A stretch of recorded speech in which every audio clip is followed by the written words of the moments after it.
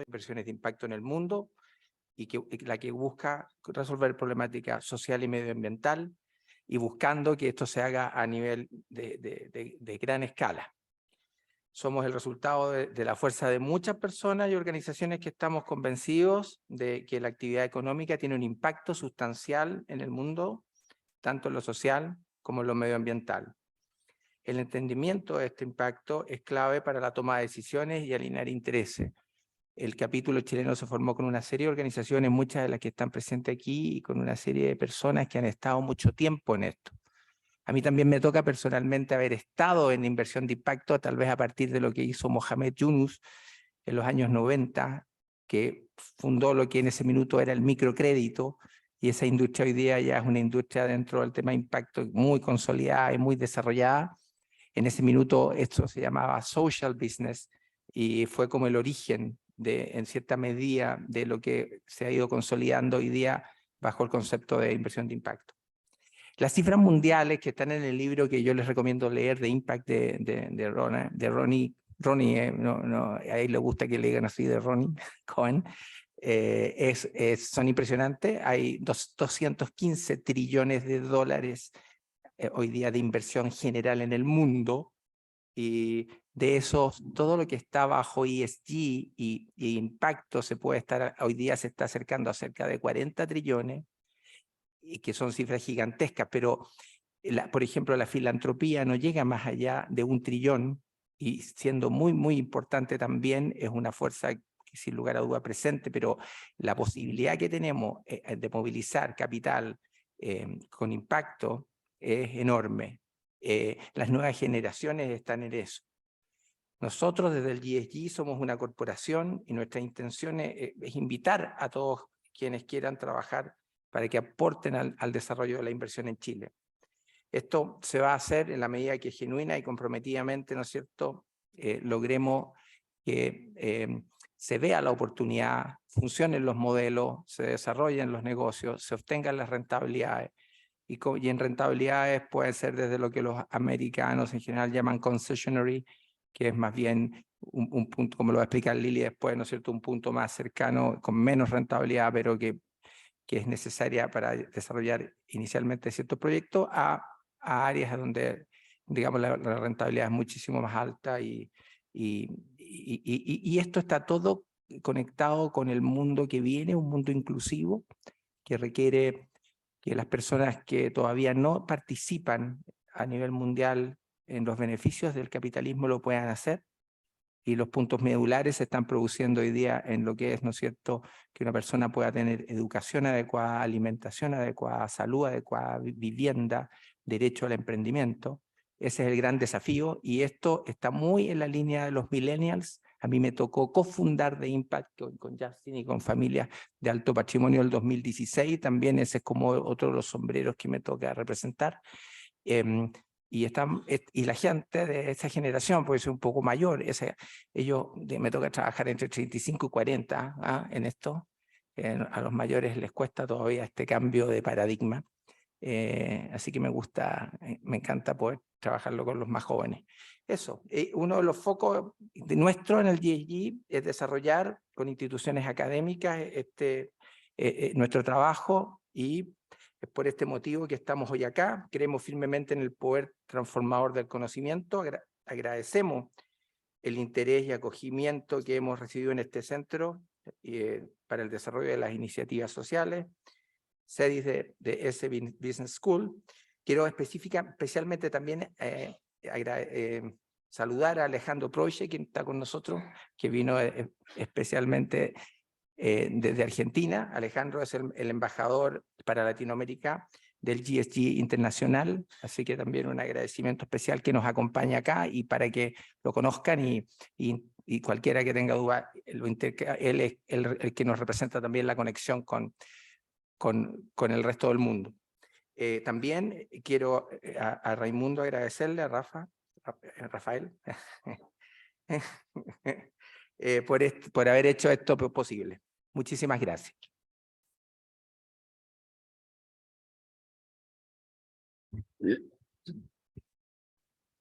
Muchas gracias, Horacio. Hoy nuestro programa considera 3 módulos. El primero de ellos es una introducción a la inversión de impacto. El segundo se trata sobre la relevancia de la inversión de impacto y su propósito. Y el tercer módulo y final sobre los instrumentos o herramientas disponibles para efectivamente poder invertir con impacto. Les recordamos que las preguntas deben ser enviadas mediante WhatsApp al número que aparece en pantalla.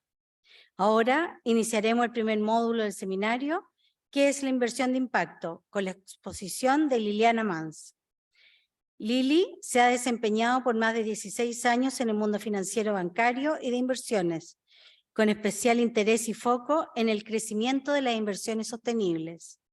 Desde The Impact trabaja con familias empresarias con el objetivo de movilizar más capital a inversión de impacto de manera más efectiva, construyendo portafolios de inversión que estén 100% alineados a sus valores. Adicionalmente, ha trabajado desde el ESG para escalar la inversión de impacto y ha participado de proyectos de impacto como la banca ética LATAM. Te invitamos a pasar, Lili.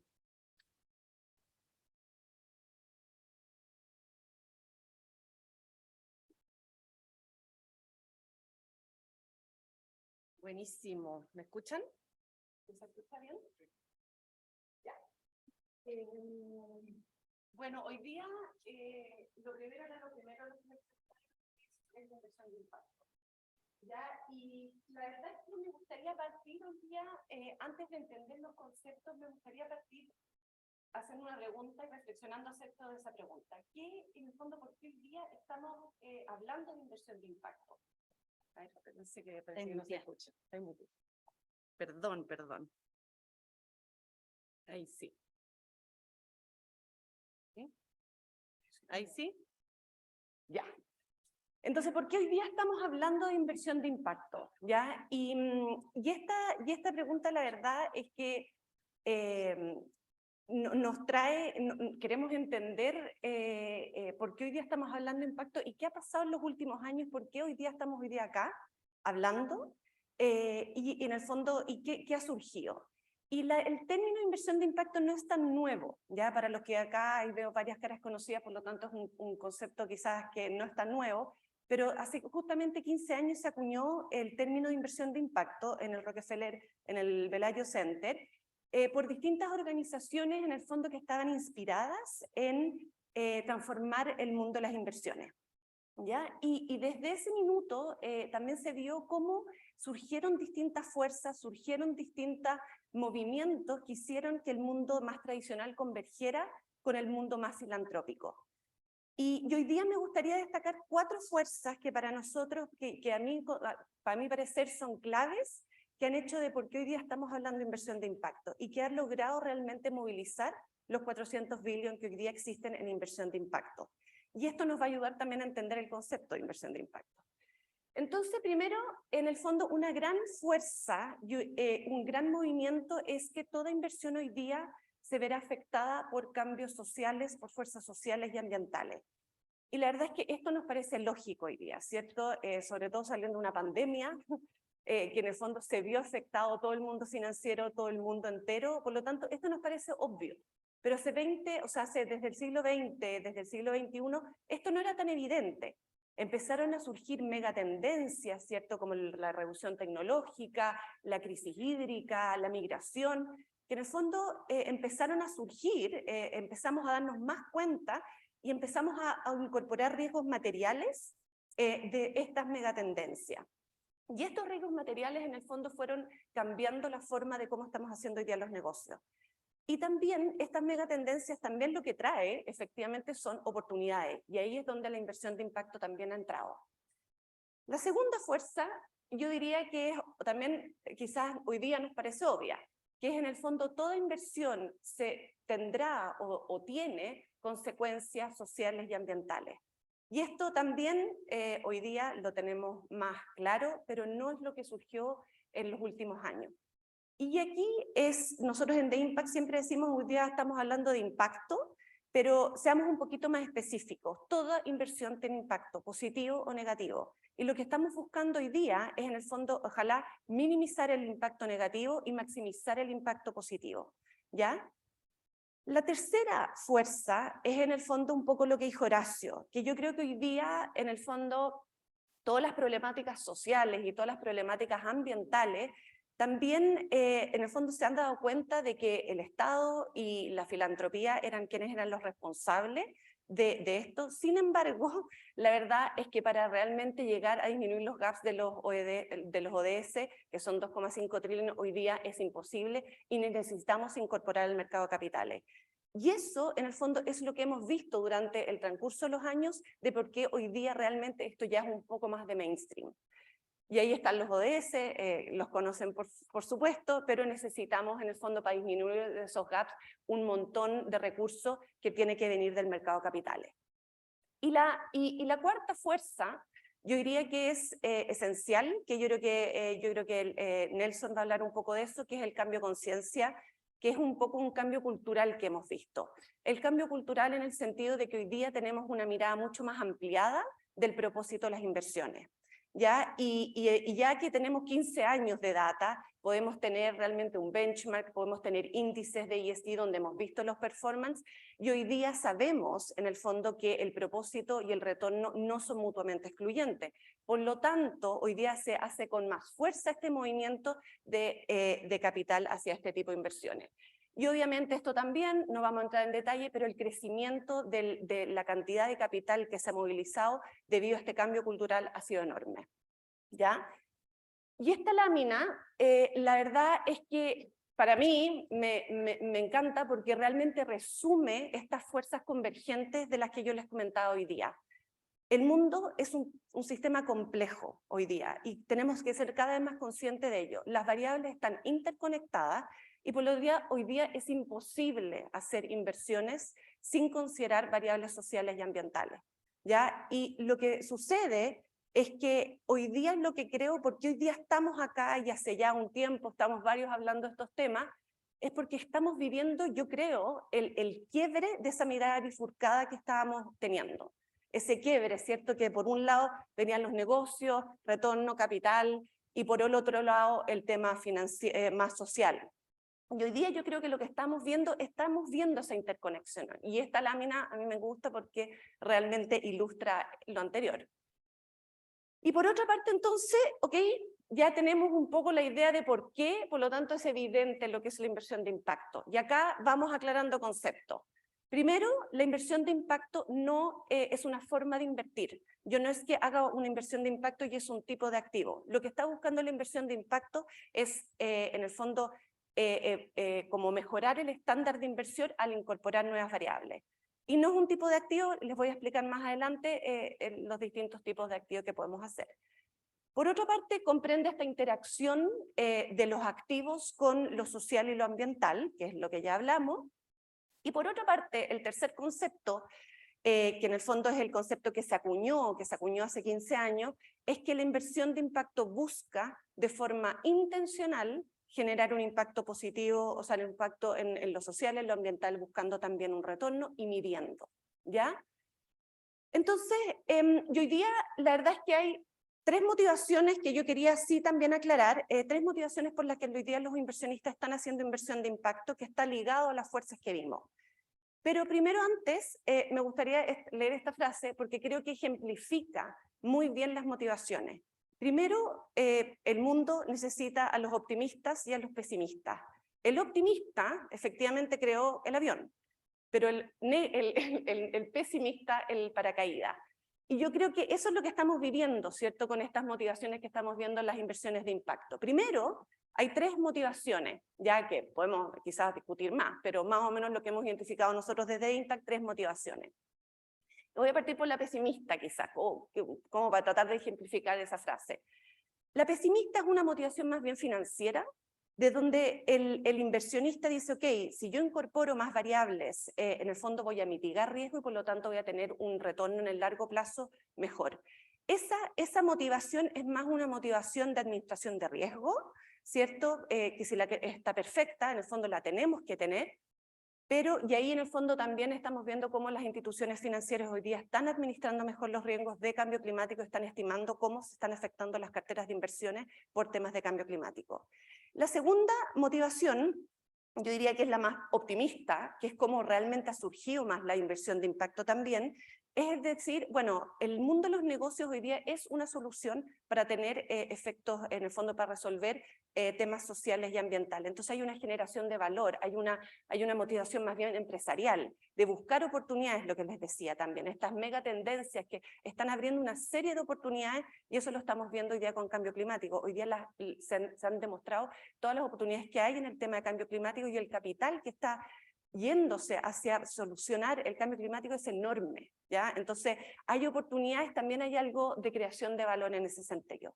Y la tercera es la que vemos nosotros, mucho en The Impact, y muchos inversionistas hoy día dicen, bueno, esta mirada bifurcada ya no tiene sentido, quiero alinear los valores con las inversiones. Y este es el espectro famoso de finanzas sostenibles. Para el que no lo haya visto, en el fondo, estas motivaciones abren una estrategia de inversión, ya abren una estrategia de inversión que me hace abrir este espectro de finanzas sostenibles. Por un lado tengo lo más tradicional, y por el otro lado tengo lo más filantrópico. Y entre medio han surgido distintas definiciones: la inversión responsable, la inversión sostenible y la inversión de impacto. A mí no me gusta mucho definirla. Me gusta más pensar en la categoría de los objetivos de impacto. Y ahí el Impact Management Project, que es una iniciativa súper interesante que mucha gente la está ocupando hoy día para también clasificar las inversiones, es que define 3 categorías, el ABC como le llamamos. Primero, el A, en el fondo, es una estrategia de, yo digo que yo voy a evitar el daño, un poco minimizar el riesgo negativo, ¿cierto? Y ese es el lado, y ahí vemos muchos fondos responsables que hoy día están teniendo una lista de negative screening, de yo no invierto en cosas. Para mí eso es evitar riesgos negativos o evitar daño. Después seguimos a la otra categoría, que es Benefit Stakeholders, que ya no pienso solamente en el shareholder, sino que pienso empezar en los otros stakeholders que los están beneficiando. Y por otra parte, que ahí para mí sí hay un cambio, es la categorización, la C, de contribuye a soluciones. Y ahí sí la inversión de impacto a través de nuevos productos, de nuevas inversiones con intencionalidad, está generando, está contribuyendo productos para ello. Y este es un cuadro que hicimos el 2014 en The Impact para empezar a hablar de estos temas en el minuto de inversión de impacto. La verdad es que no era conocido. Y aquí es donde yo digo que todas estas categorizaciones a través de asset class, geografía, sector, tipo de estrategia de impacto y retorno, abre un mundo para hacer inversión de impacto, ya abre un mundo. Acá por eso yo les decía, es una forma de invertir, no es que yo haga inversión de impacto en venture capital nomás.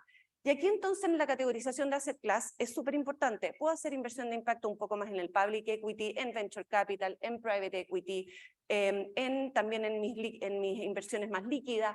Entonces, y después en sectores, bueno, diversos, no vamos a entrar en detalle. Por otro lado, la geografía, puedo hacer inversión de impacto en distintas geografías. Y la estrategia de impacto, yo puedo tener una estrategia más bien de people based, que yo quiero en el fondo impactar positivamente a una cierta población, o un place based, que es en el fondo en una cierta geografía, o en el process, que es en el fondo yo estoy mejorando el proceso y lo estoy haciendo con mejor impacto. Y el retorno, Horacio lo dijo un momento, el retorno económico, el market rate, tengo inversiones de impacto que son totalmente de mercado, acá no hay un trade-off, ¿cierto? Como lo comenté en la fuerza. En concessionary sí, hoy día hay inversiones de impacto que tienen retornos bajo el mercado, que le llamamos concessionary, y market, o sea, off-market, que en el fondo son instrumentos hoy día que no tienen un comparable en el mundo tradicional. Para nivelar ese benchmark de la inversión del retorno de esa inversión, como los bonos de impacto social. Y aquí les voy a pasar rapidito varios ejemplos para los que, en el fondo, para abrir un poco esa mente de qué es lo que es la inversión de impacto. Zero Mass Water se fundó en Israel, una empresa de private equity, está en distintas partes del mundo, y lo que hace, en el fondo, son hidropaneles en base a la colecta del aire, el agua, y a través de energía solar. Nosotros le llamamos del process, es el proceso, es limpio, pero también el people based es en el fondo en ciertas poblaciones rurales donde efectivamente no hay acceso a agua. Es una empresa enorme que está movilizando mucho capital. Root Capital, por otro lado, es una compañía que le presta plata a empresas o a cooperativas agrícolas en América Latina y en África. Es deuda, entramos a otro asset class ahora, el inversionista invierte en una deuda. Y aquí, obviamente, el sector es acceso a finanzas, porque muchas de estas empresas no son bancarizadas. Y por otra parte, el process-based en el fondo, y es un people-based porque son personas que tampoco no tendrían acceso bancario y a financiamiento. Y esta deuda es concessionary, no es market rate, y acá se hace intencionalmente lo que sea de mercado.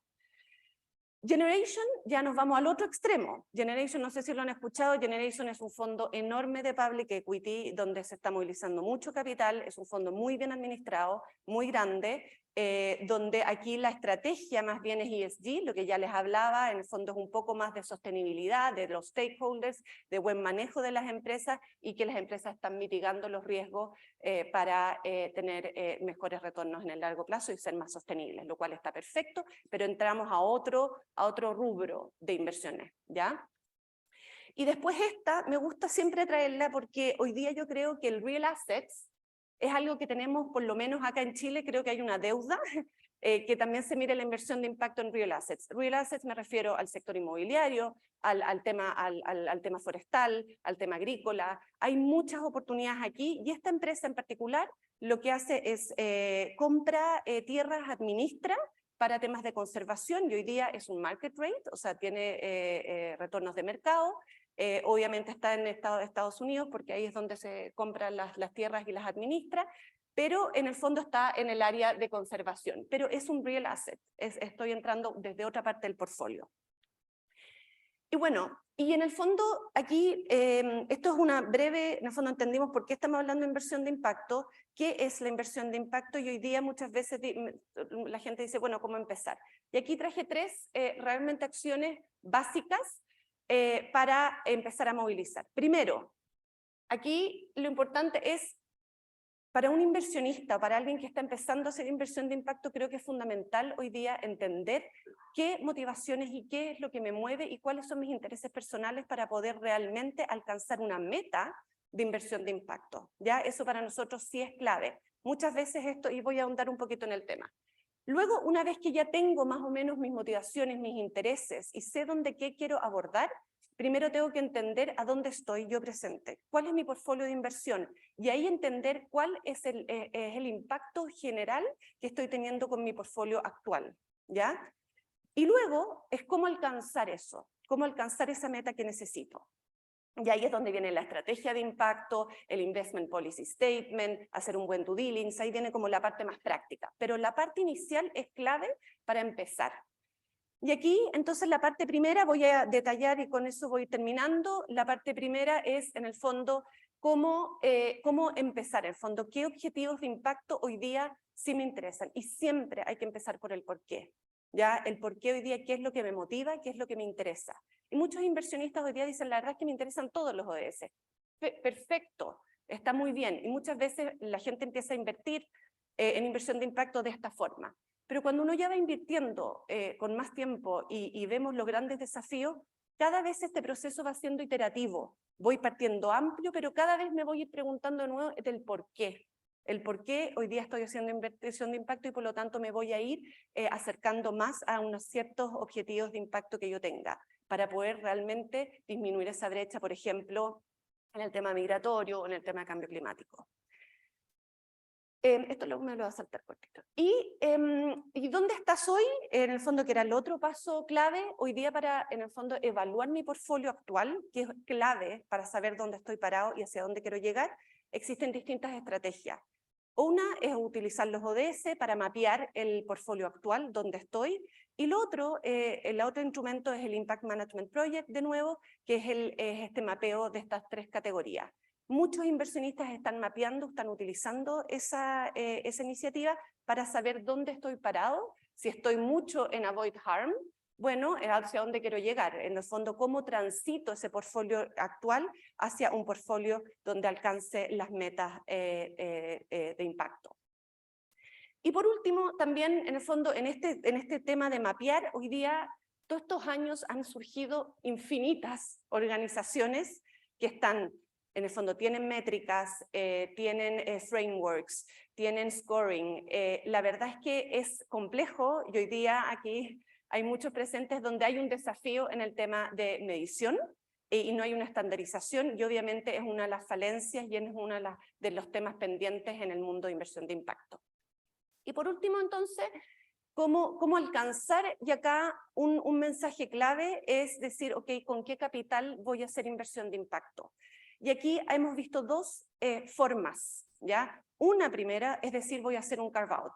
Yo de mi portfolio voy a agarrar una parte del portfolio, un 2%, un 3%, un 5%, para empezar. Y ahí generalmente se empieza con Venture Capital, que es quizás más entretenido, o no sé, con Private Equity, pero por otra parte hay muchos inversionistas que dicen, ok, sabes que yo voy a quizás empezar con eso, pero quiero llegar a un 100% alineado a mi portfolio. Y aquí es donde en el fondo voy a tener que, sí, utilizar la administración de portfolio clásica que conocemos y que está perfecto, que es riesgo y retorno, y le vamos a agregar el impacto. Entonces aquí vamos a tener que diversificar por asset class, vamos a tener que diversificar por plazo y ahora cómo incorporamos adicionalmente la variable de impacto.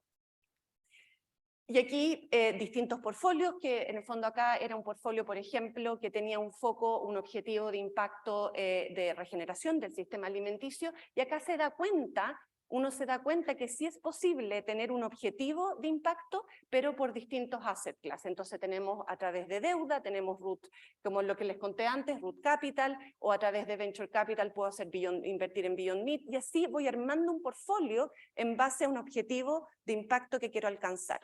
Y este es otro ejemplo de cambio climático. Hoy día hay muchos inversionistas que están enfocándose a tener un portfolio 100% enfocado en cambio climático, lo cual es un desafío, es un tiempo a transitar, y ahí Justin yo creo que nos va a contar un poco de eso.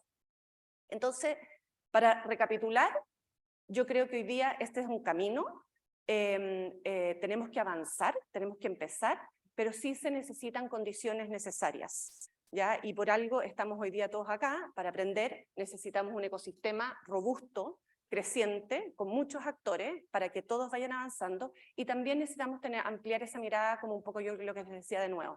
Necesitamos capital, pero también necesitamos tener líderes influyentes, necesitamos tener regulaciones, y necesitamos a la filantropía para realmente abordar las problemáticas sociales y ambientales. Entonces, yo los quería dejar con eso.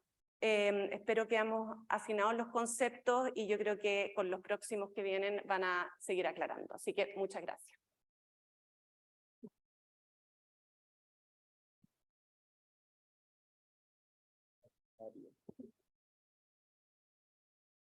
Muchas gracias, Lili.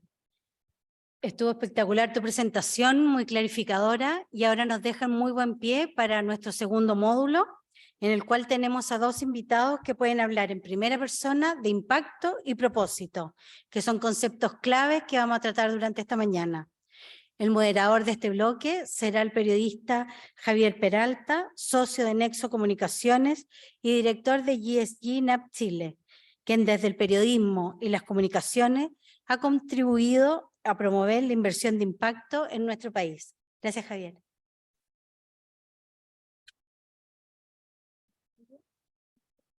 Sí, se escucha fuerte y claro. ¿Cómo están? Buenos días.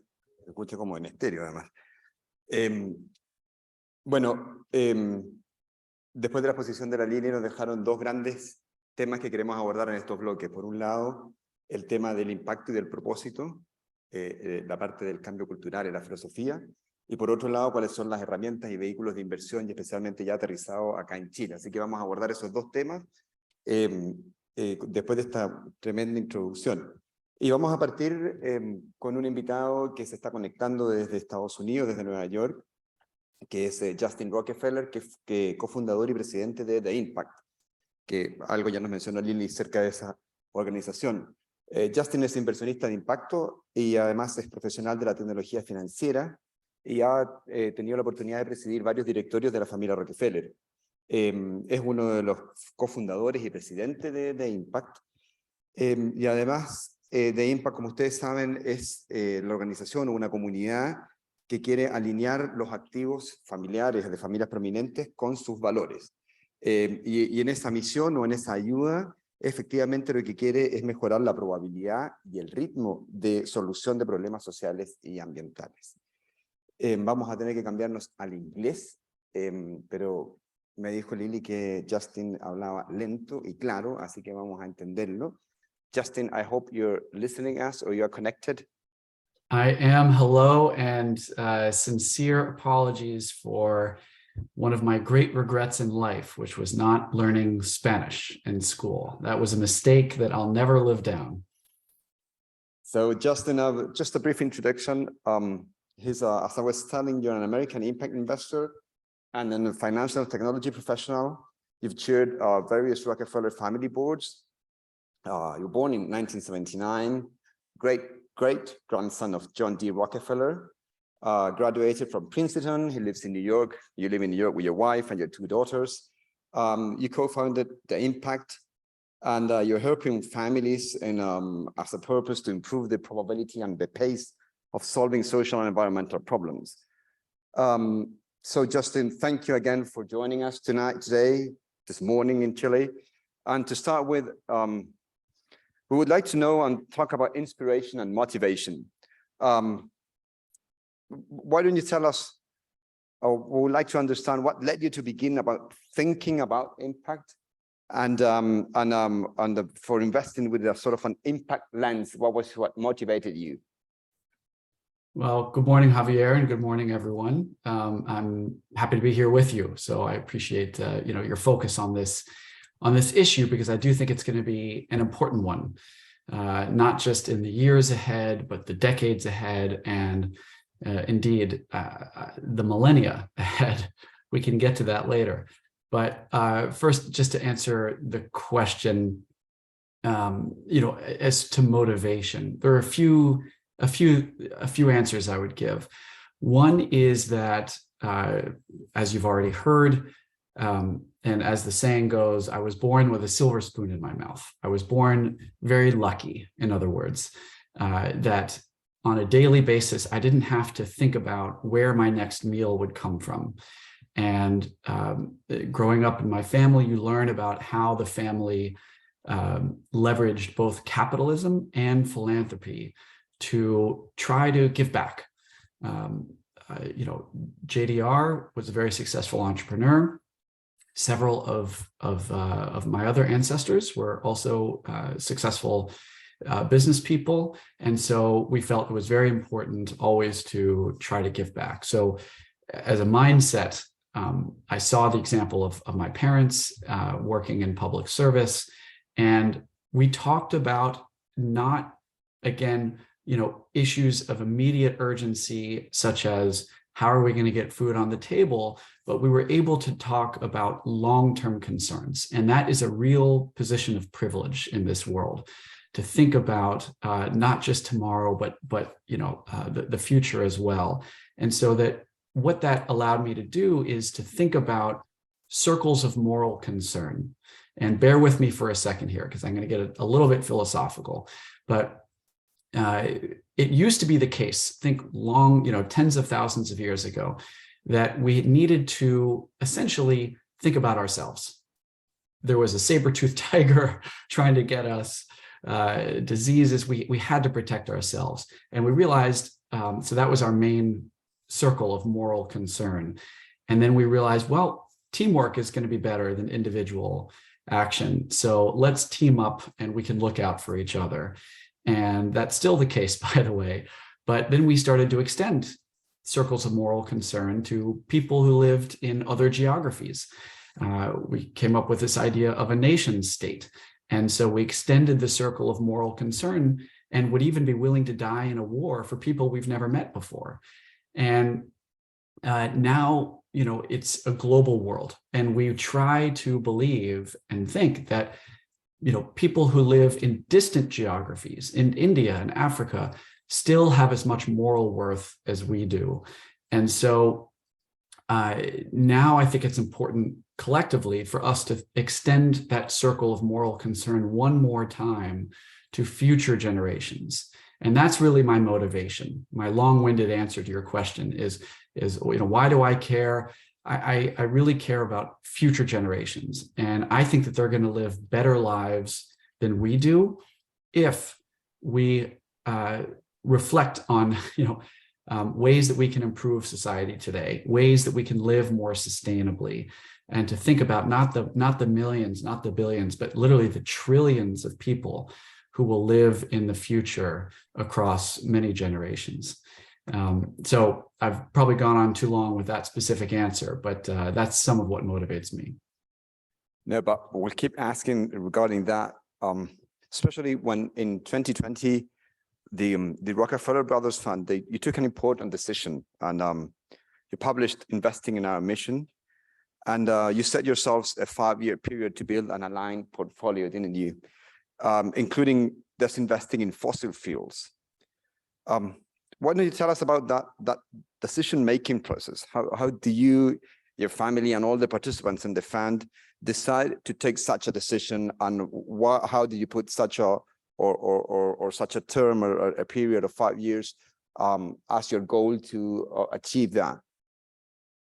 So this is the name of this foundation is Rockefeller Brothers Fund, which sounds like an asset management firm, but really it's a private foundation. And just as a reminder, because this model is different in the United States than it is elsewhere, but there are tax advantages for philanthropy in the United States, and there's tax advantage of building an endowment. Basically, you pool about 95% of the assets of a private foundation, and you invest those assets, and then you spend roughly about 5% per year on programmatic work, salaries, et cetera. So you're trying to grow the base of the endowment in order to fund problems on an ongoing basis. And this foundation, Rockefeller Brothers Fund, was created by my grandfather and his 4 brothers in 1940. And about 50% of the grant making that we do goes to fight climate change. And that's no accident. That's been the case since the year 2000 was when we made that change. And it's because our family has a special role in the history of climate change. My great-great-grandfather started Standard Oil, which became Chevron and Exxon and Mobil and about 30 other big oil companies. And so we have a special obligation to fight climate change. We know that there's no way he could have known the long-term ramifications of the work of Standard Oil. He was more interested in creating a global economy and making the markets more efficient. But here we are, now we understand the science. So we as a family have a special obligation to fight climate change. And so one of the tools that we realized we had was not just the grant making that the foundation does to fund organizations that are fighting climate change, but 2 other tools as well. One was the endowment, where most of the money is in the foundation. And the second tool was the surname Rockefeller attached to the foundation and its obvious historical ties to the fossil fuel industry. So we tried for years as a family, since the mid-90s, to attempt shareholder activism with some of these legacy oil companies like ExxonMobil. And we tried simple things like see if we can get the chairman and the CEO to be different people rather than the same person to improve governance. We tried to get them to focus on issues of climate change and admit that they were misleading the public through research, et cetera. None of that worked. We spent years doing that and it didn't work. And we recognized, well, we have another tool, which is that we could publicly announce that we are going to divest of our holdings in these fossil fuel companies. And when that transaction occurs, it actually doesn't help very much, because we are selling the shares that we own to someone else who might not care and who might be fine with their actions. So if you isolate that decision, we might have actually made the problem worse. However, we did this for symbolic reasons, and we took a bet, and we believed that because of the surname attached to the foundation, that if we choose to announce publicly to divest of fossil fuels, that the global headlines that would potentially create would do more good than harm. And I think that we were right about that. It did sort of add fuel to the conversation, pardon the pun, that this was something for people to think about, for investment committees to think about, for people to think about and discuss around the kitchen table. So symbolism matters, and we just didn't want to own this stuff. We didn't want to fight climate change with our grant-making dollars and invest in companies exacerbating the problem. It felt somewhat akin to a cancer-fighting foundation investing in tobacco companies. So that's the reason behind it. And the decision-making process was less controversial internally than one might imagine. It's an institutional investor, so we had to get the right people on the investment committee. We had to get the board to approve, but the case was pretty clear, so there wasn't that much resistance. And we took the money that we divested from fossil fuels, and instead we invested in managers whose work proactively improves the mission of the foundation and the change that we're trying to affect in the world. Well, thank you for that. That's the power of communication, which is something very sensitive in my case. There are many people here in Chile who are sort of starting to think about impact investment and seeing how to take the first steps regarding that. So maybe you can tell us about what has been the biggest challenge you have faced in this impact investment journey. So I would say the biggest challenge, and this is an ongoing challenge, this is not one in the past, something that I'm wrestling with, is how to affect behavior change. And Horacio and 14 other families, we co-founded this organization, The Impact, that Lily, even though I can't speak Spanish, I watched her presentation, and I think she described this beautifully from what I could tell. But we think about models for changing people's behavior. And so we wanted to start with families, because families think long-term, and they can make decisions rather quickly. So a matriarch or a patriarch who decides they're going to do something, it doesn't take getting through a lot of bureaucracy and investment committees. They say, let's do it. And then the family office staff gets to work. And impact investing has proven to be a great tool for communication within families. And younger people say, look, I want to reflect my values in the way that our family invests, in the way that we run the family operating business. And families are good agents of change. So we wanted to start by working with families who also, frankly, have a lot of influence over bigger pools of capital, like private banks, where they can change behavior there.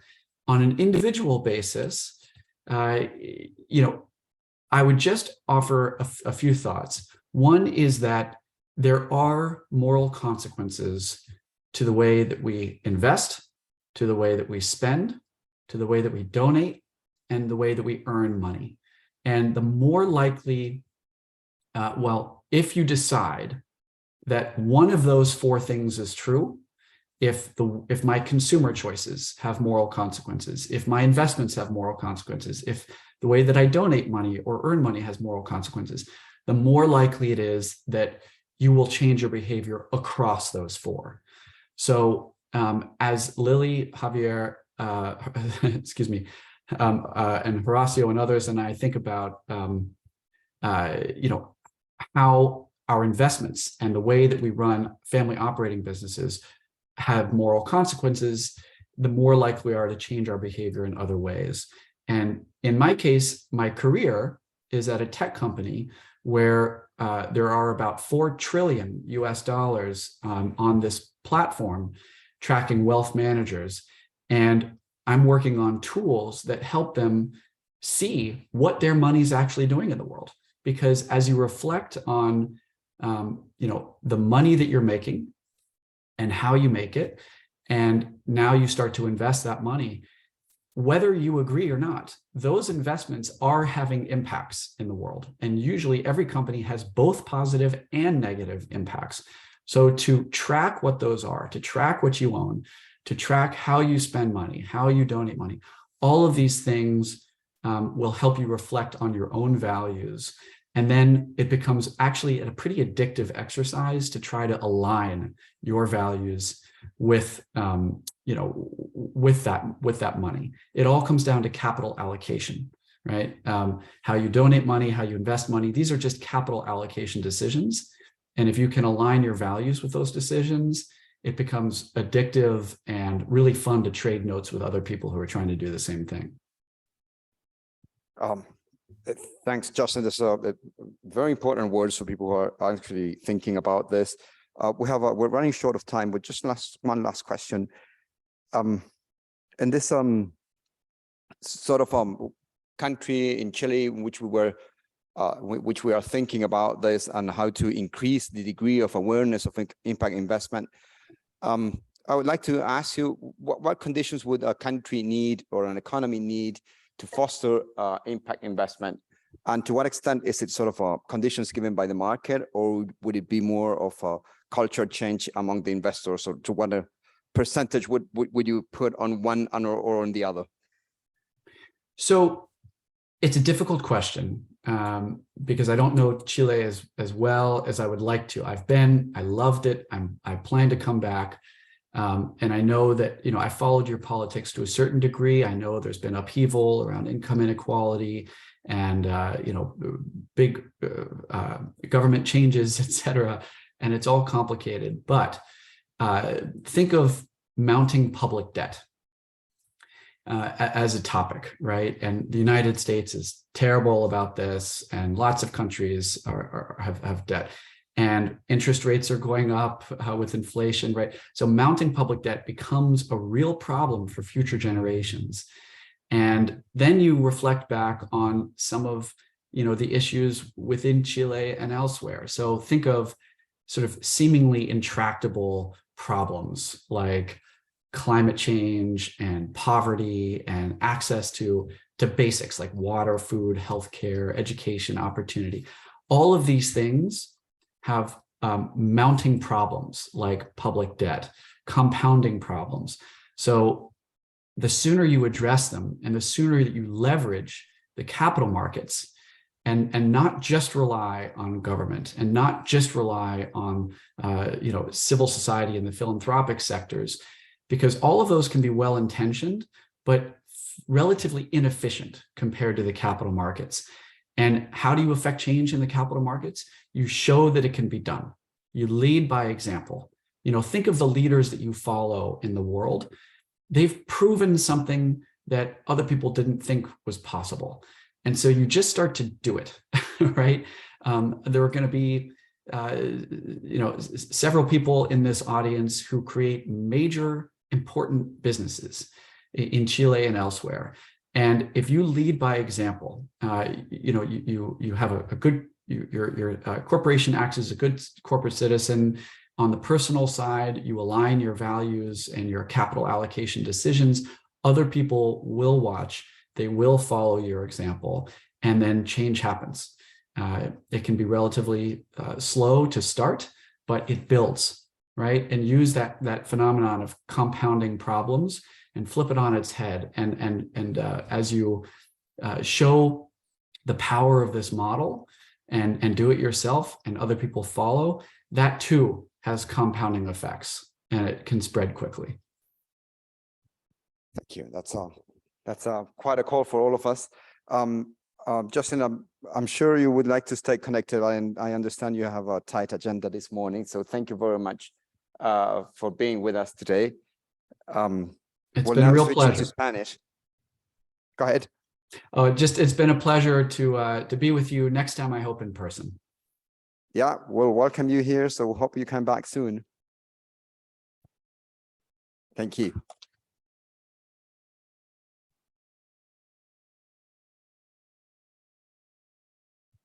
Vamos ahora a seguir con nuestra conversación. Vamos a invitar a don Nelson, que no sé dónde está. Ahí viene caminando haciendo una entrada a cuadro. Mientras tanto te presento, Nelson Rodríguez es director y fundador de Purpose Latam y director de la banca ética, y lleva más de 10 años vinculados a las inversiones de impacto y al propósito. Y precisamente con él queremos conversar del propósito.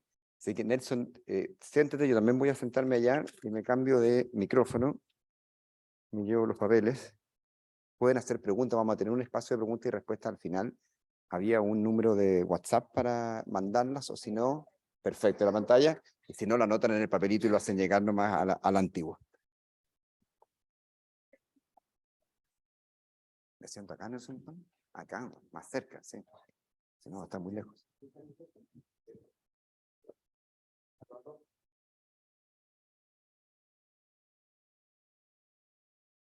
Aló, aló. ¿Sí? ¿Se escucha? ¿No?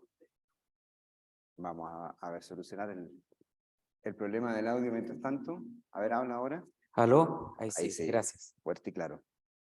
Bueno, Nelson, hemos visto, y lo dijo también ahora Justin, cuánto también es de un acto de voluntad o de un liderazgo que mencionó también Lili de parte de aquellos que toman decisiones y que toman los riesgos también. Pero está muy ligado al propósito y al cambio cultural. Y la primera pregunta es ¿qué es el propósito? Porque es una palabra que todo el mundo está hoy día conversando y hablando, y desde tu mirada, tu experiencia, creo que eso nos puede ayudar para poder abrir esa conversación. Y gracias por estar acá, Nelson. No, gracias a todos porque creo que estamos todos convencidos de que lo que hemos hecho hasta acá es necesario, pero no es suficiente, ¿no? Entonces hay que seguir exigiéndonos y saliendo de nuestras zonas de confort en todos los ámbitos en los cuales estamos. Y el propósito efectivamente ha sido una palabra que se está empleando mucho. De hecho, se escuchan muchos gerentes o CEO de compañías hablando tanto de propósito como de utilidad, ¿no? De profit. Y la pregunta es, ¿qué es eso? ¿Es solo el propósito personal?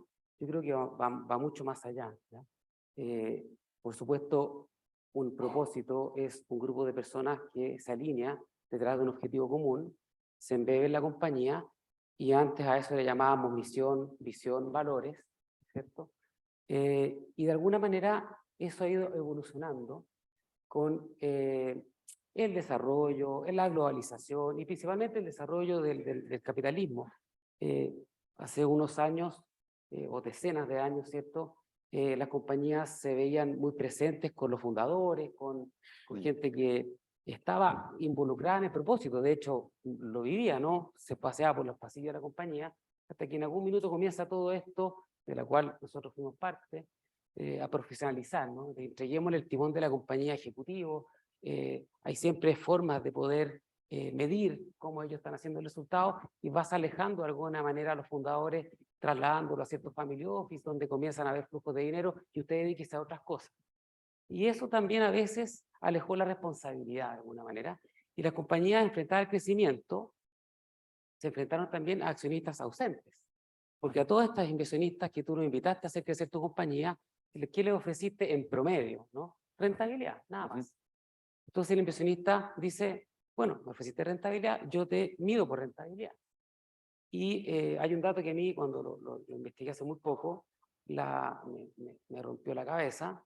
La tenencia promedio de acciones de un inversionista en Estados Unidos pasó en los últimos 30 años de algo alrededor de 12 años a meses.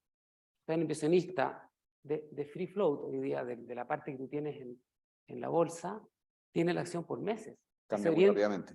Exactamente, y se orienta por resultados. Entonces, si tú le ofreces solo rentabilidad, eso es lo que te exige el inversionista. Y hoy día hay un cambio, a mi juicio, de ofrecer rentabilidad y propósito, y cuando tú ofreces eso desde el inicio, eso se transforma en algo que el inversionista lo entiende y te exige ambas cosas.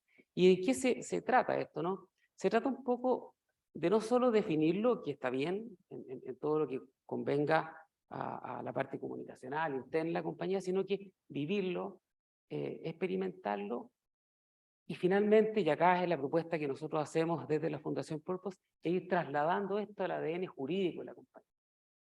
Porque si tú el propósito lo vives solamente a nivel testimonial y declarativo, está bien, pero está sujeto a los vaivenes del corto plazo. Es decir, nosotros decimos de esta manera, los ESG peligran por la G. O sea, tú puedes tener una tremenda estrategia medioambiental, una tremenda estrategia social, pero si la G flaquea, ¿cierto? ¿Qué pasa? Se cambia, ¿ya? Entonces, perdona, solo para cerrar, creemos que el propósito hoy día viene desde una exigencia no solo de los inversionistas, sino que de la propia gente que se involucra con las compañías, con su empleo, de exigir que este propósito se vaya embebiendo con mayor claridad, sobre todo en el ADN jurídico de la misma. Y ahí quizás una pregunta ¿cuán aplicable es esto el propósito a empresas más grandes o con sistemas complejos de propiedad versus empresas más chicas? Uno tendría a pensar que el propósito quizás, claro, para emprendimiento o para startups pueda ser más fácil de implementar versus una empresa más tradicional, en un rubro tradicional que está ya con una mecánica y que además tiene qué sé yo, puede estar abierta en bolsa, etcétera. ¿Cómo lo ves? ¿Lo ves alcanzable para ambos mundos? ¿Y cómo deja de ser una cosa más bien como una cosa como simpática o como una cosa más bien anecdótica? Absolutamente. Hay dos momentos claves en que las empresas se enfrentan a la pregunta del propósito, de qué están entregando. Uno es cuando nacen y crecen, que son las startups, que cuando empiezan a hacer sus rondas de inversión, porque ese es el principal desafío de una startup, ¿no? Conseguir recursos para su crecimiento, se dan cuenta, si no tienen conciencia de aquello, que la tercera ronda de inversionistas tiene su directorio poblado de inversionistas. Y los inversionistas, perfecto, están alineados. Pero si son venture capital, independiente que estén alineados en el propósito, si tú te vas a lo legal, esa empresa tiene cláusulas que el inversionista que está sentado ahí, por mucho que quiera el propósito, enfrentado a un problema, tiene que salir de la compañía, tiene que venderla. Y todo el resto de las cláusulas, por ejemplo, tiene cláusulas de drag along, que implica que todo el resto vende. Entonces, ¿cómo se cuida el propósito ahí? ¿Cierto? Es un desafío. Seguramente ahí Jimena y Sergio, vaya, Andrés, nos van a iluminar con respecto a eso. Y hay formas de que el inversionista en etapas tempranas esté alerta y al menos esté consciente de qué está entregando en cada ronda, si que es posible entregar su propiedad de una manera más paciente o de una manera que la pueda recomprar y no entregar el propósito que finalmente es quien tiene el timón de la compañía. Eso por una parte. Y por otra parte, están efectivamente empresas que ya están enfrentadas a la sucesión o familias que están enfrentadas a la sucesión, donde se preguntan quiénes nos continúan, ¿seguirán viviendo el propósito de la misma manera? Generalmente las familias crecen más rápido que las propias empresas, ¿no? Entonces, esa sucesión se enfrenta a la pregunta y hay mecanismos para ir vigilando que este propósito no dependa solamente de decisiones de personas vinculadas, ¿cierto? De turno, de corto plazo, sino que más bien se vaya incorporando la ADN legal. Y a tu pregunta, si la empresa se abre a la bolsa, claro, el desafío es infinitamente mayor. De hecho, hay un caso de una empresa que ustedes conocen, que se llama Danone, ¿cierto? Danone, por ejemplo, es una empresa que certificó B a nivel mundial. Es un tremendo sacrificio para certificarse B no solo en algunos países, en todo. Y además en Francia se no certificó, sino que se cambió a una empresa a beneficio, que es lo que no tenemos todavía en Chile, que es la ley BIC. Y esta empresa comienza a ser transparente todas sus mecánicas para hacerse cargo de sus brechas, ¿no? De hecho, el CEO presentaba un balance, ¿cómo se llama? El balance corregido por huella de carbono, y le decía, mire, la empresa generó $1.000 millones este año y 200 no los prestó el planeta. Pero no se preocupe, no salieron de su bolsillo. Pero que sí creo que es importante que estemos conscientes de que esa brecha la tenemos que recorrer y con todas nuestras acciones esperamos que esta brecha sea lo menos posible en el futuro. Y esa empresa se enfrentó hace unos 3 años a un grupo de accionistas minoritarios que presentó un estudio que decía que en los últimos 7 años el valor promedio de la acción había estado por debajo de sus competidores, que eran Nestlé y Lever.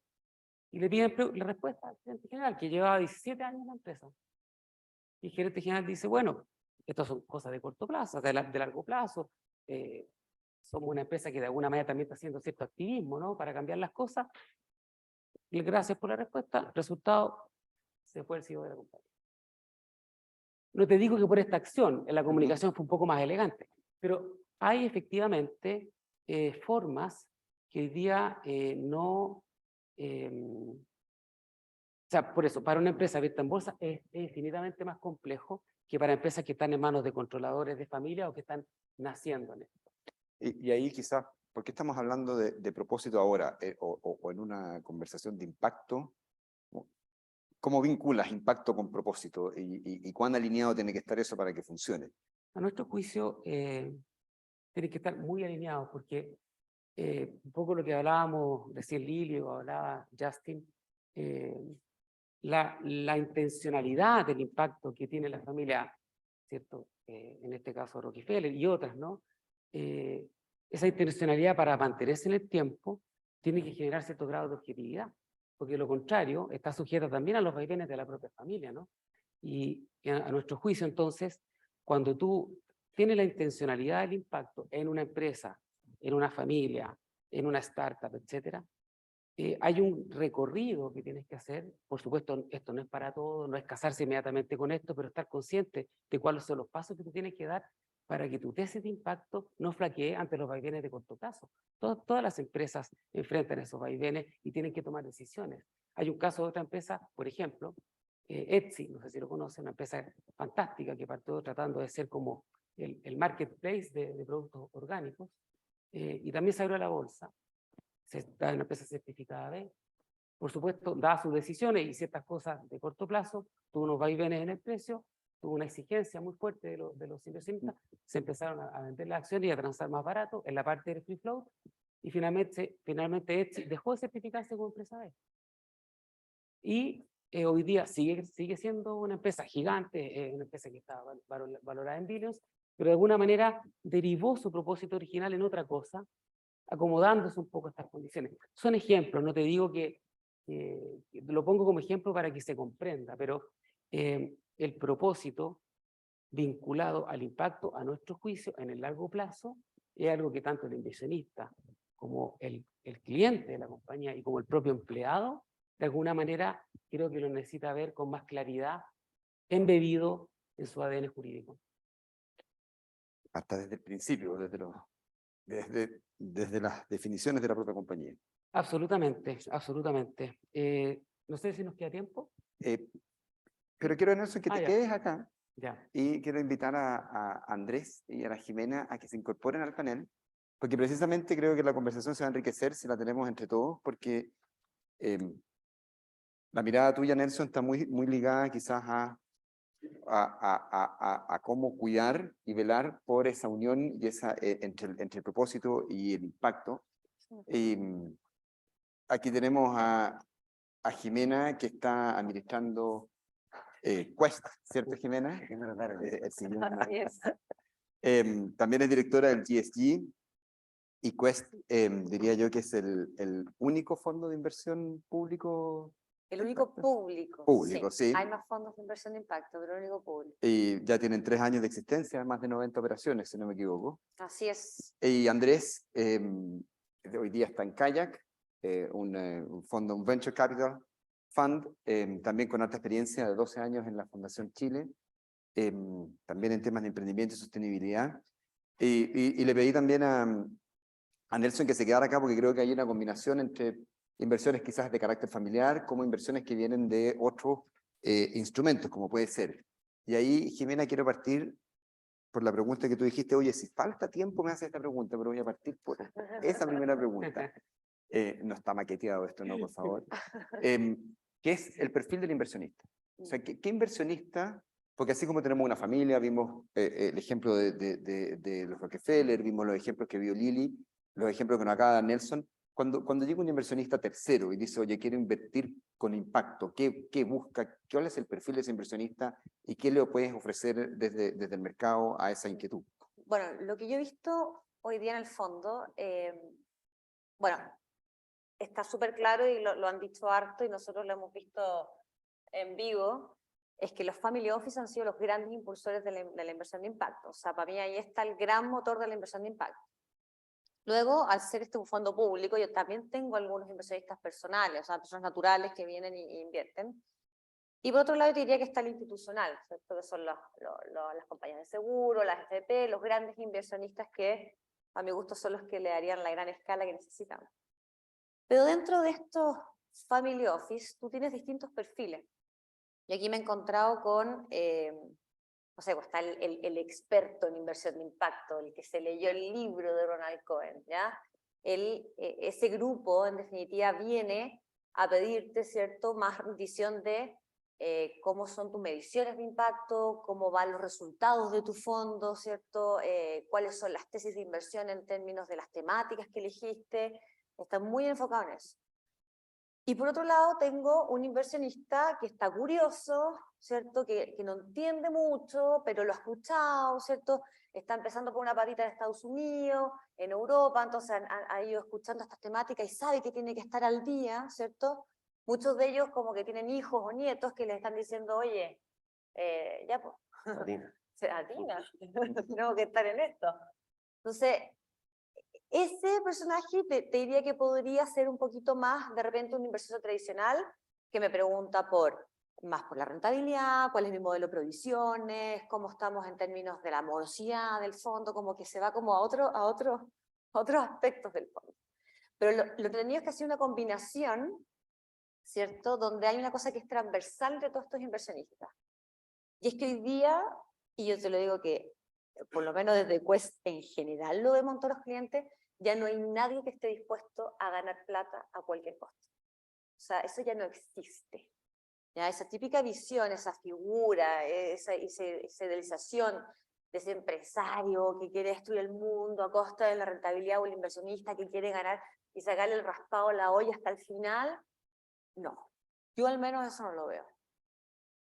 Eso me lleva de nuevo a ti, Nelson, y por eso es que quise incorporarlo, porque creo que es importante ver cómo también uno tiene que cuidar el propósito. Y desde la lógica de lo que plantea la Jimena, es decir, oye, si bien no hay como este paradigma del empresario malo, también hay riesgos al propósito y hay que ver, como dices tú, oye, hay inversionistas que dicen, ¿saben qué? Yo de este plato no me sirvo y se van. ¿Cómo se cuida el propósito y cómo se cuida también a los inversionistas? Y se puede conciliar ambos. Es muy interesante, mira, esto para que deje de ser una cosa media hippie, ¿no? Vamos a poner algunos datos en la mesa. Cuando nosotros empezamos a analizar estructuras alternativas de propiedad que aseguran el propósito, que por supuesto no es para todas las empresas, sino que para las que ya quieren hacer el camino más radical, pero entender que existen, este dato me sorprendió. En Dinamarca, el 54% del capital bursátil de la bolsa de Copenhague, que son 47 billions, son acciones de derechos económicos que se transan sin derechos políticos, y el dueño de la empresa es una fundación. ¿Qué porcentaje, perdón? 54%. Entonces uno dice, ¿cómo es esto posible? Y tal vez el caso que más ilumina, que todos lo conocemos hace muy poco, es el caso de Patagonia, ¿no? De Patagonia decide, una de las alternativas era desinvertir, ¿no? Vender la compañía. De hecho, está en la declaración que hace Patagonia. Y dice, no, eso no es la mejor forma, porque nosotros, para seguir haciendo nuestro propósito, mejor que tengamos el activo, la marca que se dedica no solo a la ropa, pero hagamos otras cosas y con esas utilidades donémoslas al planeta. ¿Y qué hace la compañía finalmente? Crea una fundación, se llama Patagonia Purpose Trust, que tiene el 100% de los derechos de voto, y el 100% del remanente de la utilidad va a otra segunda fundación que lo único que hace es donar ese dinero al mundo. Entonces, por eso dicen nuestros accionistas el mundo. Las decisiones las toman la familia, por mientras, en un esquema de sucesión que se regenera. Y la compañía, por supuesto, sigue invirtiendo, sigue haciendo todos sus negocios, remunerando el capital, pero decidió donar. Para cuidar el propósito, ojo, no hay que donar. Hay empresas que cuidan el propósito y todo el dinero remanente va al ¿cómo se llama? Al inversionista, ¿ya? Entonces, los riesgos, a mi juicio, están en la G, o sea, en la gobernanza, lejos, o sea, uno si se quiere preguntar en la empresa que invierte si va a cuidar su propósito y su impacto en largo plazo, hay que ver cómo se gobierna, cómo se toman las decisiones, cómo se regenera el directorio, cómo se hace la sucesión, ¿cierto? Y eso principalmente, yo creo que en la G está el riesgo. Oye, estoy viendo también algunas preguntas que van llegando y creo que esto, Andrés, va dirigida a ti. Y está también junto a las preguntas que tenía yo, así que estamos, bueno, alineados. El desafío de la rentabilidad o la dicotomía. Sí. Rentabilidad versus impacto. aquí la pregunta abiertamente dice, oye, ¿cuánto más baja tiene que ser la rentabilidad de una inversión de impacto? O sea, como partiendo de la base que va a ser más baja. ¿Cómo lo ven ustedes? ¿Cómo lo evalúan además? Y también algo que dijo Justin, los plazos en el tiempo. Se junta bastante con lo que estaba hablando también Nelson sobre el propósito, y lo voy a juntar. O sea, lo que tú mencionabas, efectivamente, que esté en el ADN jurídico, creo que aplica más para compañías que son más maduras, ¿ya? Yo creo que las compañías nacientes importa mucho más el alma, la razón de ser, la cultura. Creo que la cultura cambia de manera más lenta que la parte jurídica. Respecto a por lo tanto, entonces eso lo junto respecto a la rentabilidad. Depende, o sea, nosotros tenemos una estrategia de impacto y finance first. Por lo tanto, nosotros creemos que justamente los espacios que te brindan los desafíos de sostenibilidad o de impactos sociales te genera, ¿cierto?, una oportunidad de creación de valor muy grande, y eso es lo que realmente te impulsa el retorno a largo plazo. Hay que tener más paciencia, sí. Entonces, nosotros decimos que, ¿por qué es importante la rentabilidad? Por dos razones muy importantes, valga la redundancia. La primera es que si no hay rentabilidad, no se puede escalar el impacto. Y nosotros siempre decimos que el impacto sin escala es un autoengaño, como para dormir tranquilo, ¿cierto? Y contarle una linda historia a los niños. Y lo segundo es que cuando tú estás tomando mucho riesgo, y eso es lo que hacemos nosotros, sabemos que la gran mayoría de las veces nos vamos a equivocar, la rentabilidad te permite reciclar el capital, ¿cierto? Y compensar los intentos fallidos o invertir en nuevas compañías. Entonces, si tú no tienes rentabilidad, no hay un fondo 2, y esto es un bonito proyecto solamente. Y respecto a cómo tú compatibilizas o cómo juntas el propósito con la rentabilidad y la gobernabilidad, acá los ingleses hablan del lockstep function, un lockstep entre los objetivos comerciales y los objetivos de impacto. Y cuando esos están amarrados, mientras mejor le vaya a la compañía, mayor es el impacto positivo.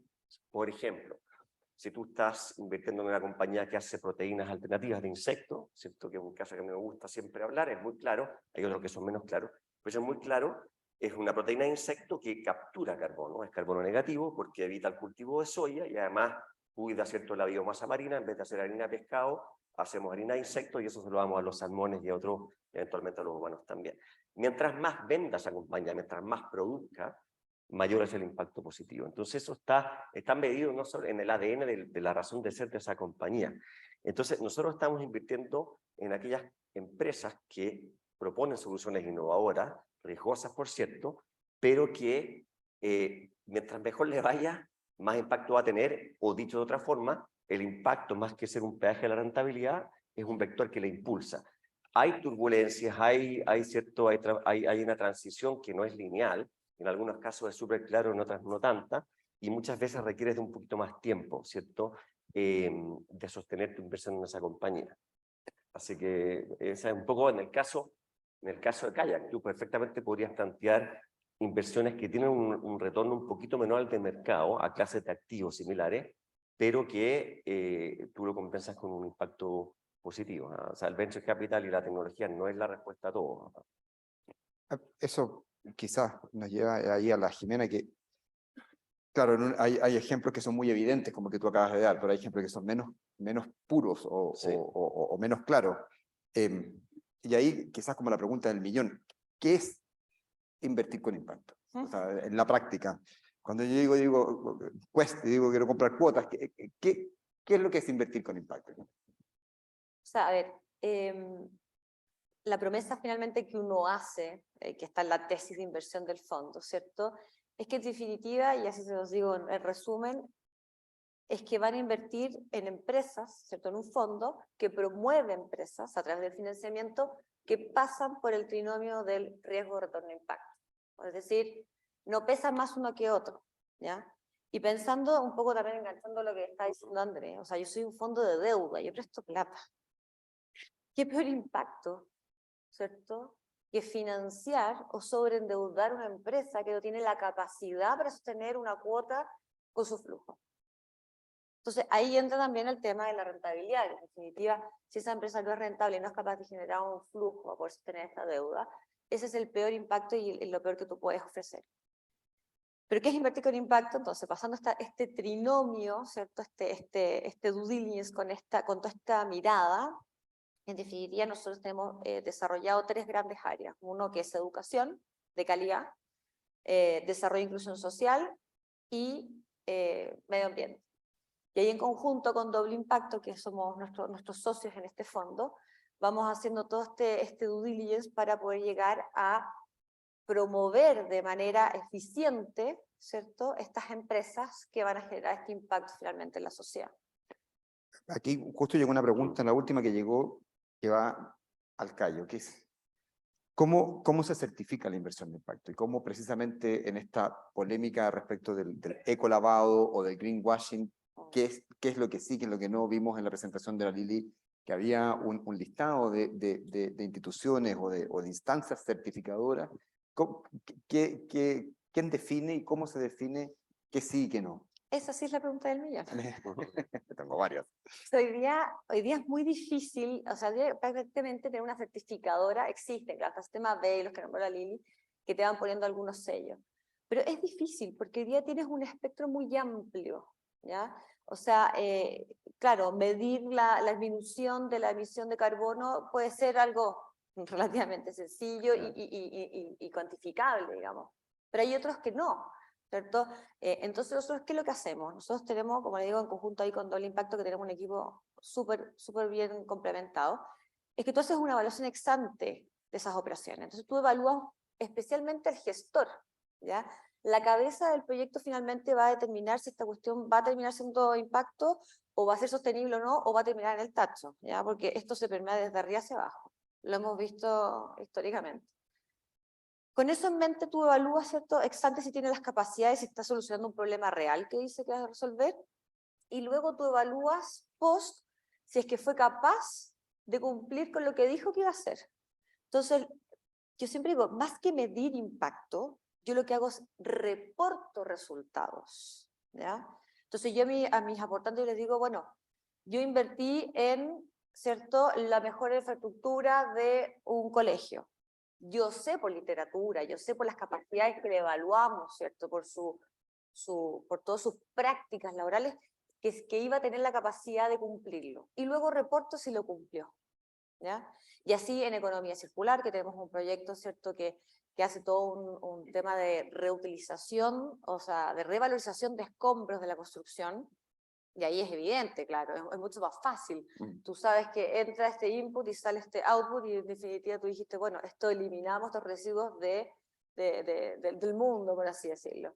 Pero realmente, y eso lo conversábamos justamente ayer, tampoco podemos hacernos esclavos de las mediciones, porque si no esto nunca va a progresar. Yo soy un poquito de la teoría, y quizás algunos aquí me van a matar, pero de que esto tiene que ser paulatino, y tampoco podemos irnos al extremo, porque si no finalmente le vamos a ir también recortando la rentabilidad. Y yo, la verdad, yo soy una asset manager, yo trabajo en una empresa de inversiones, estamos hablando de inversión de impacto, la palabra inversión lo dice, o sea, si nos ponemos a medir a rajatabla para dar un resultado muy purista, que yo creo que el mercado tampoco lo está demandando, finalmente se nos van a ir todos los recursos y todas las cabezas y todos los esfuerzos por allá, cuando en definitiva esto tiene que ir progresando paulatinamente. Y tú lo dijiste mejor que nadie una vez, el collar no puede ser más caro que el perro. En definitiva, ¿Quieres complementar ahí, Andrés? Sí, de dos maneras. O sea, yo creo que en este mundo, quizás los asset managers que estamos diciendo que invertimos con impacto, quizás hay un espectro en un lado en un extremo está la hipocresía y en otro extremo está la inocencia, ¿cierto? Máxima. Entonces, yo creo que tenemos que, el punto es tener un genuino propósito de impacto, pero también ser práctico, ¿cierto? Práctico en los retornos y práctico en cómo tú evalúas y mides. Entonces, y ahí yo soy súper temeroso y escéptico de las grandes metodologías de medición de impacto que son exhaustivas, ¿cierto? Y son súper complicadas porque al final te pierdes en los promedios. Nosotros lo que decimos es, aquí hay dos dimensiones, la social y la ambiental, y siempre hay uno o dos drivers que dominan, ¿cierto? Entonces, aquí domina la inclusión financiera. Y luego tengo que elegir una variable proxy. Entonces, si yo estoy invirtiendo en un emprendimiento que está dándole crédito a gente que antes no tenía crédito, o es una compañía nueva que puede, digamos, y que está haciendo inclusión financiera de personas o de empresas, obviamente yo entiendo que si es que la compañía da esos créditos son competitivos y son repagados, esas personas se están beneficiando. Entonces, mi próxima variable ahí va a ser cuántas personas he atendido y cuánta plata he colocado, porque yo supongo que hay adicionalidad, ¿cierto? Que esta compañía que antes no existía es capaz de colocar una gran cantidad de plata y competirle a los grandes bancos. ¿Por qué? Porque esos bancos no estaban atendiendo ni en calidad, ni en precio, ni en foco a esas personas, por una serie de razones, que son como barcos grandes que encallan en los fiordos. Entonces, entonces con eso me quedo tranquilo, ¿cierto? Además, tengo que ver también con qué se queda tranquilo mi aportante, ¿cierto? Evidentemente, si tú tienes plata de multilaterales, te exigen quizás cosas más complejas. Ahora, se va a ir evolucionando y no está resuelto esto, pero lo importante es que tú genuinamente en tu proceso de inversiones y luego en el seguimiento estés diciendo a qué driver de impacto le estoy pegando. A veces es muy nítido y a veces tienes que utilizar variables proxy. Y hay que darte, porque si no, el collar te sale más caro que el perro y además te puedes perder. Hay muchos sellos maravillosos que esconden un montón de cuestiones que uno se pierde, digamos, en esta sábana exhaustiva. Siempre son más bien, diría yo, variables que dominan las que hay que mirar. Que el remedio ¿cómo es? Que no muera el enfermo por los cuidados del sacristán. Lo dije pésimo. ¿Te puedo agregar una cosita? Sí, Pues, damos un minuto, Nelson. Le voy a pedir a Lili, si te puede incorporar a poner porque hay unas preguntas que son para ti, así que vamos a pedirte que por favor sumas. Dale, Nelson. No, agregar que tal como lo plantearon en el inicio, Lili aclaraba que las inversiones no son neutrales, o son positivas o son negativas. Entonces, a veces nos preocupamos de invertir, de medir todo lo positivo de donde queremos intencionar, pero ¿dónde está la preocupación por el resto, no? Entonces, a veces el exceso de utilidad que tenemos por el lado de lo negativo no queremos ver porque no están claras las medidas del daño que está generando, ¿no? Bueno, sí, y luego están, perdón, las consecuencias no planificadas, ¿eh? O sea, o unintended consequences que a veces después rebotan. O sea, mira lo que pasa con Twitter hoy o Facebook, ¿cierto? En su momento se supone que democratizaba, ¿cierto? El todo, ¿cierto? El broadcasting. Y ya tiene problemas no planificados. Pregúntale a Elon Musk. Vamos, una pregunta que a ti, Jimena, que es ¿cómo los fondos están solucionando problemáticas actuales del país? O sea, pero si están destinados a solucionar problemáticas actuales del país, o es más bien una circunstancia o una oportunidad. O sea, el valor que tiene que tener la intencionalidad de una problemática. Entonces, sabes que yo busco una inversión que tiene una intencionalidad efectivamente definida, acotada, o por la oportunidad que se generó, está solucionando una problemática. La intencionalidad es el fondo de la Estamos hablando de los fondos de inversión de impacto. Estamos hablando de fondos de inversión de impacto, efectivamente. No, tiene que estar definido en tu tesis de inversión. ¿Ya? O sea, ahí está el norte de lo que tú vas a seguir, de lo que tú vas a hacer, en definitiva. Pero el objetivo es que este vehículo sirva, o sea, este instrumento, perdón, sirva como vehículo para llevar capital hacia la solución de estos problemas. En definitiva, es un medio, por así decirlo. Lili, tengo una pregunta para ti, y por eso que gracias por acceder a la invitación de integrar el panel. Tengo un segundo que la perdí acá, pero por acá está la pregunta. Que es precisamente respecto de, tú hablaste como de una espiritualidad, lo definen acá en la pregunta. No lo planteaste así, pero aquí en la pregunta está planteado como una espiritualidad, y que lo mencionó también Nelson, lo mencionó Justin. Que este cambio cultural, ¿cómo medirlo, cómo fomentarlo, cómo desarrollarlo? ¿Qué es lo que pensando además que hoy día la situación, por ejemplo, en Chile, de corto plazo, las necesidades parecen ser mucho más inmediatas. Entonces tú dices, oye, esta gente que está pensando como en estas grandes cosas, ¿en qué momento y cómo se compatibiliza eso con la realidad y finalmente con lo que otros instrumentos económicos pueden lograr? Sí, creo que voy a... Estamos bien. Yo creo que hay dos cosas que me gustaría destacar. Introducciones a espiritualidad. Aquí viene un micrófono, aquí viene. Ahí sí. A ver, Sí, te prende. Allá, ¿aló? No. Ya, vamos a compartir aquí. Ahí sí.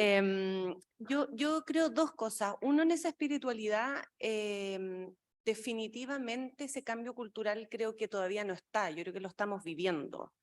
Si pensamos en cómo hoy día estamos haciendo inversiones, data del 1920. O sea, ¿cuánto tiempo tuvo que pasar para que hoy día estemos hablando de esto? Somos lentos. Yo creo que el ser humano es lento para tomar decisiones, para liderar, o sea, para movilizar. Entonces, creo que es un proceso, por eso traté de explicar un poco las fuerzas, ¿cierto? Porque no sabemos dónde vamos a llegar todavía. Yo creo que el modelo económico, el que estamos viendo hoy día, va a ser distinto, lo que se entiende como capitalismo. O sea, hay muchos cambios que yo creo que vienen todavía. Sin embargo, yo creo que está esa urgencia, que está muy bien planteada la pregunta, porque efectivamente estamos, o sea, nos estamos quemando, entonces como que hay un nivel de urgencia bien terrible, y yo creo que ahí yo me quedo con lo que dice Justin. Yo creo que hoy día necesitamos partir, en el fondo necesitamos mostrar, necesitamos hablar más, necesitamos hacerlo, necesitamos invertir, y creo que necesitamos también, y ahí un poco conecto un poco la pregunta que hiciste antes a la Jime, ¿cuál es la intencionalidad de los fondos hoy día?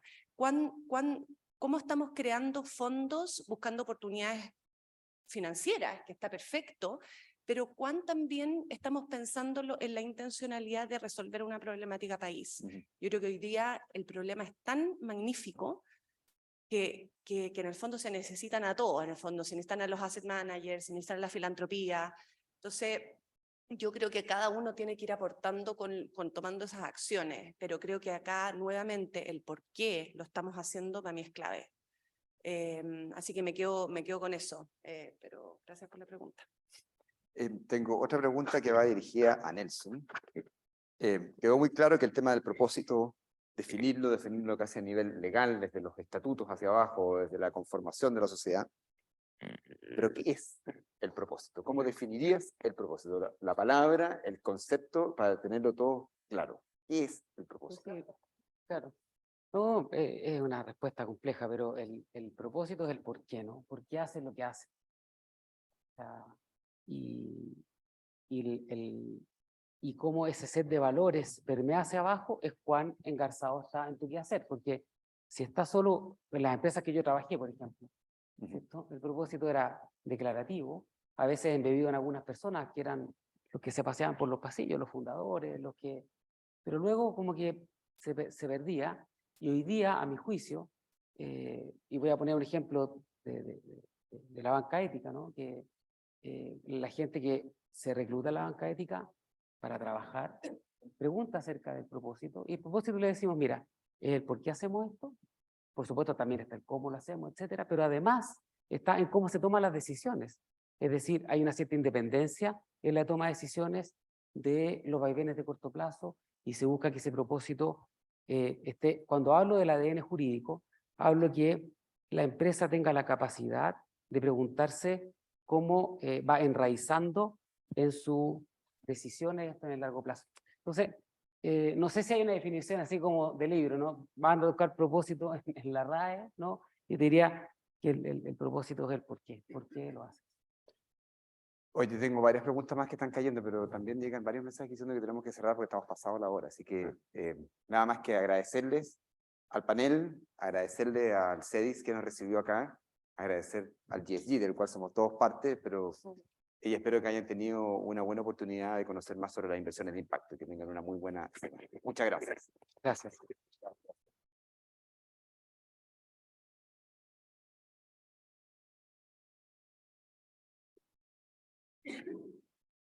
Muchas gracias, Javier, y a todos los expositores. Esperamos que esta interesante conversación sobre la economía del futuro nos inspire para comenzar ya mismo a vincularnos con las inversiones de impacto. Agradecemos nuevamente a nuestro tremendo panel de expertos y a GSG NAP Chile y al CEDIS S Business School por organizar esta gran actividad, y a todos ustedes que nos acompañan hoy. Muchas gracias por su interés y asistencia, y nos volveremos a encontrar.